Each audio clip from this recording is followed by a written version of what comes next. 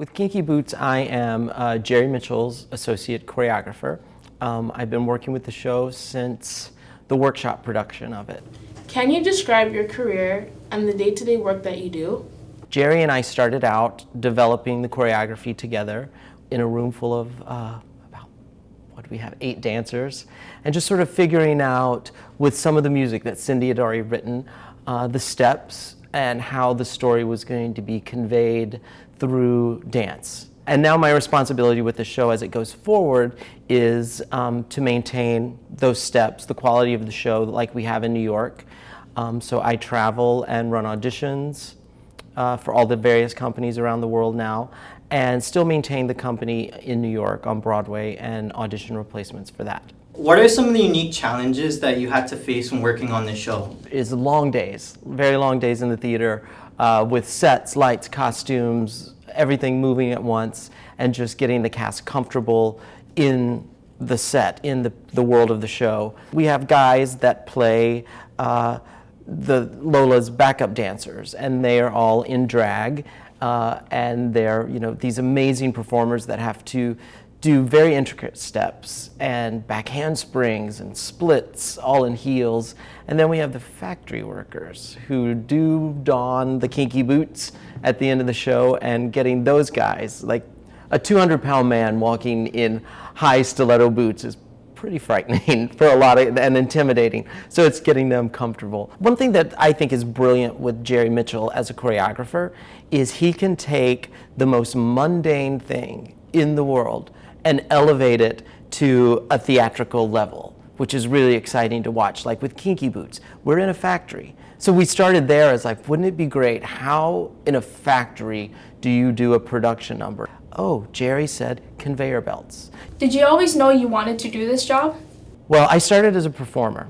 I danced on Broadway in 5 different shows. So I was a dancer, singer, actor to start with. So when I was younger, I was a very hyperactive child. So my mom, I think just to get me out of the house and out of her hair, put me in every class, coming and going at the Y, whatever it was. So I did gymnastics, I did ballet, I did tap.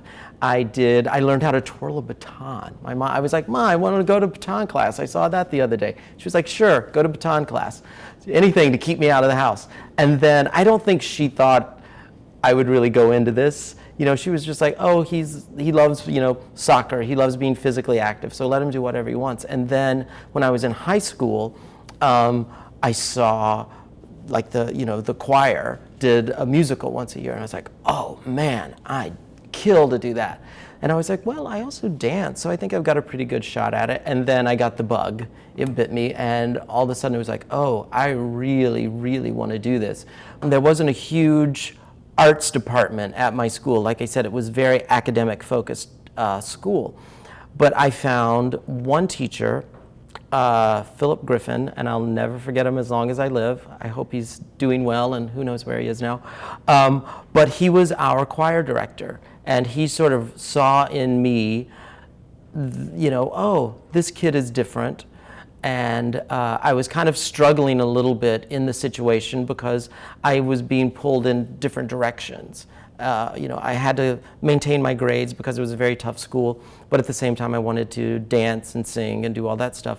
And he kind of took me under his wing and was like, hey, you can do both of these things. I got my degree in musical theater and then moved to New York and just started auditioning, taking every class, coming and going, voice lessons, acting lessons, every kind of dance. And eventually, God smiled on me and said, boom, you're on Broadway. And that was that. Are there any skills you think you could have worked on earlier in your journey? I wish I had started more acting classes when I was younger. I really didn't start acting necessarily until I was in college. I was focusing so much on dance and gymnastics and stuff like that. What skills do you need in your career? I have to teach. I'm a teacher. And I have to do it in a way with a variety of people who aren't used to necessarily being dancers. So I have to be able to approach choreography not only from a dancer's mindset, but from, say, like when I worked on Hairspray, a 200, 300-pound man in a dress? How do I teach Edna Turnblads how to dance and feel good and confident and sexy? So sense of humor is really key, and then just patience and being able to make someone feel safe and comfortable, earning their trust, knowing that I want them to be their very, very best on stage, and I'll never let them go out there unless they look fantastic. So I think good communication skills are kind of the key, and then staying physically fit, because my butt's out there having to demonstrate it, and not getting any younger. So staying in shape is a big part of the job too. What is your training? As a choreographer, I guess the first time I really started working in this capacity with Jerry was on Hairspray. I was one of the dance captains of the show, and Jerry asked me if I would want to supervise the national tours and then his Canadian company up here in Toronto. So that was the first time working in that capacity with Jerry. Was there ever a time where you wanted to give up on your career? And why didn't you? There was a point in my career as a dancer where I was in my early 30s, and I'd been doing this for a long, long time. So I thought about leaving, going back to school, trying something different. But then I was like, you know what? I really still love it. Even though, you go through, it's a love-hate relationship sometimes, but I couldn't think of anything else that I loved as much as what I do now. So it was just figuring out, okay, well, if I don't want to be on stage dancing all the time, how do I still have that creative outlet? And that was through becoming an associate choreographer and starting to work on the other side, because I was still dancing, still creating, but I wasn't up there having to do the long haul of 8 shows a week.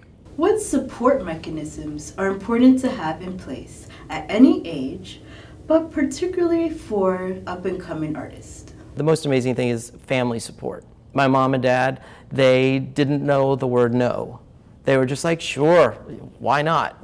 Go and try it. And I think under their breath, they were like going, oh God, what are we doing? What are we doing? What is going to happen to this kid? But they've always been there and supported me through it all. So it's believing in yourself and just, saying, hey, I want to try this, and not being afraid to fail.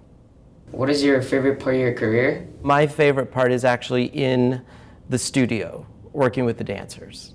That's when you're the most creative, and the laughs are going around, and you're finding the show. You're developing, creating something new, and seeing what works and what doesn't work. That's the most fun part. What would you say the less glamorous part to your job would be? When you're choreographing, you're just like, I'm in my element, in the rehearsal hall with dancers and working. But then there's the other side of it, which is, you've got to consider, well, how much does it cost to put the show up? How many weeks do I have to put the show up? Just scheduling, all that kind of stuff. That's not the glamorous part of the job. The most glamorous part, I guess, would be, opening nights.